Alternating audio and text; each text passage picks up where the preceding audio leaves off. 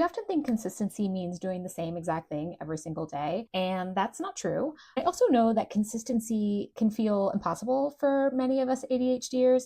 So today we're going to rethink what consistency means and explore some strategies that work well for us. So first off, let's name some of the things that get in the way of consistency for us. So there's fluctuating energy levels. So some days we've got a lot of it, and other days we are feeling burnt out or exhausted. We also are really challenged with all or nothing thinking. This thought that if we haven't done it perfectly, we've failed. Overwhelm is a big one for us. We have too much to do and the priorities are unclear, and that can make it hard for us to start and keep going. Lack of external accountability. It's so much easier to show up and do the things when someone else is counting on us or when there's some sort of external consequence or expectation. And we have a strong need for challenge and interest. So sometimes the perceived boredom of consistency can get in the way for us because we need novelty in order for us to keep moving forward. And just a quick hello, I'm Asia. I'm an AuDHDer and momentum coach, and I want to help you rethink what consistency looks like, whether or not you are neurodivergent and just have a lot of things going and you're trying to figure out how to stay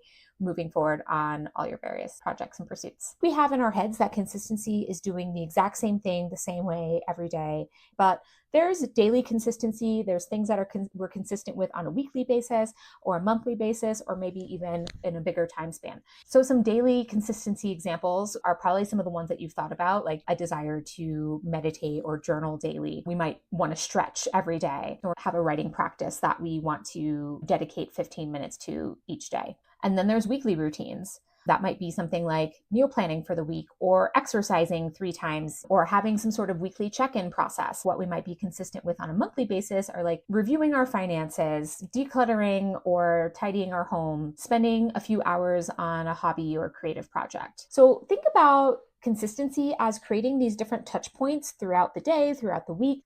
These are moments that help you reconnect with your goals, with your priorities, with your intentions and your bigger vision. We don't want a rigid routine. We want to have the opportunity to stay in touch with something on a regular basis. When it comes to staying consistent, there are 2 main approaches I think we can use. One is to make it motivating. As ADHDers, to stay motivated, we need interest, challenge, novelty, urgency, fun. One or more of those in combination are going to be things that help us stay motivated. So some things that can meet those targets are doing things with other people. So this creates some social accountability. And so that could be doing things with others that like setting up a study date with a friend. But it could also be an exercise group. External commitment, again, this is involving someone else, and this can help with our accountability as well. So sharing what our goals are with a friend or with a colleague can help us stay motivated. And sometimes even just doing like a share on social media can help us know that other people know about it. And sometimes it's that like, oh, I've said it out loud now. So just doing that can sometimes keep us moving forward. Incorporating rewards. This is where knowing what kinds of things motivate you is really important. Some folks might really enjoy having something to look forward to once they've completed the task or have reached a certain milestone with their goal or with this activity consistent with. But there could also be things that we are rewarding ourselves with while we're doing the thing, like having a favorite snack while we are studying, or putting on a really fun playlist or audiobook when we're doing house chores. So those kinds of things can be motivating and rewarding in and of themselves. Understanding what motivates you is key. For some, it may be having that reward. For some of us, we're motivated by consequence, which I would say is not always the best tactic to employ, even if that is a way that we know we'll get stuff done. We might also be financially motivated. I know some folks will feel more motivated to do certain things if they book it. So if there's something that you can schedule that maybe you've paid for in advance, like a yoga class, those kinds of things can be motivating for helping us do the things that we actually want to do. So when you're thinking about the activities that you're aiming to stay consistent with, ask yourself what makes this activity rewarding, what makes it exciting, what makes it fun for me. And so sometimes this may require you to think a little creatively about how can you make doing this thing more motivating for you.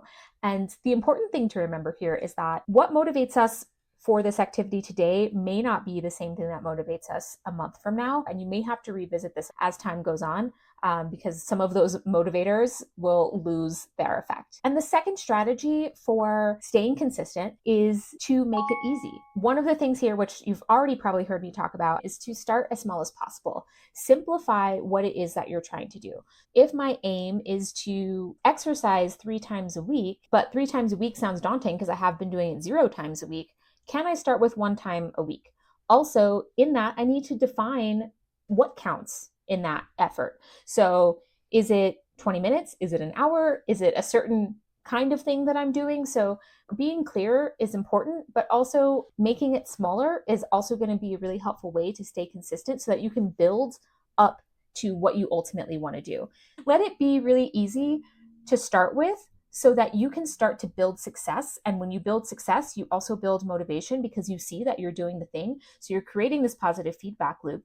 Yeah, maybe you want to do more than where you're at right now, but start with where you are and start with the smallest possible thing that you can commit to that will allow you to actually be doing something, if that makes sense. Using that same exercise example, maybe doing a 30-minute workout feels daunting, but can you start with 5 minutes of stretching or 5 minutes of core work or something that feels related and part of that ultimate goal and ideal, but feels like something that you can do right now? Yes, the specificity of what we want to do is important, and thinking about how we want to go about it is important, but building in flexibility means that if we have a day that we're not feeling great, how do we accommodate ourselves to do the exercise? Maybe I'll use that 30 minutes to just have some quiet rest time, or maybe I will do some really gentle yoga. Thinking about what are some alternatives to doing the optimal thing? What are some ways that you can imagine flexibility being built into that? This is really helpful when we feel like our schedules are already really full or like our energy is already maxed out. And that also ties into planning for setbacks and deciding ahead of time what your plan B is, because things will happen, things will come up, our time will get constrained in a way we didn't expect, other commitments will take priority. And sometimes, we oversleep and we miss our morning meditations. Deciding ahead of time what your plan B, maybe plan C is going to be, is going to really save you from being trapped in that all or nothing thinking loop. So consider what your alternatives might be. And so this is not to let yourself off the hook. Whatever the intention of that activity is for you, having this plan B and plan C is about how can I get some of that feeling that I want from my intention, but with less effort, less time in a different environment. So maybe if I miss my morning meditation, I can take a few mindful breaths before I start my workday or as a break in my day at some point. And this ties into sticking what's within your control. I feel really motivated to go running when the weather is nice and the sun is out. Whatever the weather is not in my control. What's in my control is what I do. It's extra easy for me to go out when I get really good weather, but staying tied to that as a way of making it easy is not going to give me the consistency that I'm looking for. When you're thinking about how to make things easier, make sure that you're dialed into what's within your control and not what's dependent on others or dependent on factors that you don't have any influence over. And then for a really practical one, which kind of ties into the doing things with other people, is just body doubling can be really powerful and effective for us. The body doubling doesn't have to be physical, doesn't have to be someone else there. That can really help. That person does not have to be doing the same thing that you're doing. It could be, someone that you're on a video call with. There's lots of body doubling platforms that you can utilize. There's all different sorts of ways that you can make some things easier by utilizing some additional resources or some additional supports. Making it easy is really about letting go of this idea that consistency has to be hard, it has to be drudgery, has to be painful. It can be easy. And if we start off by making it easy, we can build up our strength and our tolerance and our ability to stay consistent with the different activities and goals that we have. One of the other things that I want to throw in is that consistency is not just about what you do and what you're doing or what you're not doing.